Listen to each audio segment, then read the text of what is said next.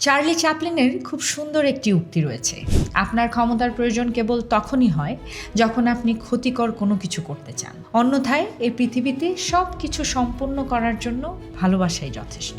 আমরা অনেকেই মনে করি কাউকে কিছু করাতে হলে দরকার ক্ষমতা, কঠোর কথা বলার ক্ষমতা, ভয় দেখানোর ক্ষমতা, কিংবা জোর করে নিয়ন্ত্রণ করার ক্ষমতা।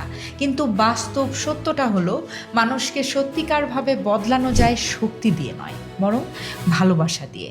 কারণ আপনি যদি কাউকে ভয় দেখিয়ে কিছু করান, সে আপনার সামনে হয়তো কাজটা করবে, কিন্তু তার মন থাকবে অন্য জায়গায়।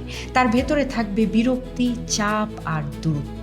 কিন্তু যখন আপনি কাউকে সম্মান, যত্ন আর ভালোবাসা দিয়ে কথা বলেন, তখন সেই মানুষ শুধু কাজটাই করে না, সে নিজে থেকেই আপনার পাশে এসে দাঁড়ায়। এমনকি আপনি পাশে না থাকলেও সে আপনার কথাটা মনে রাখে, আপনার কাজটা নিজের মনে করে।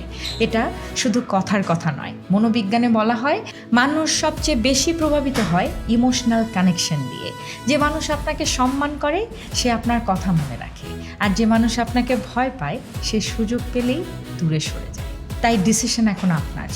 ভালোবাসা দিয়ে মানুষের মন জয় করতে চান, নাকি ক্ষমতা দিয়ে ভয় দেখিয়ে?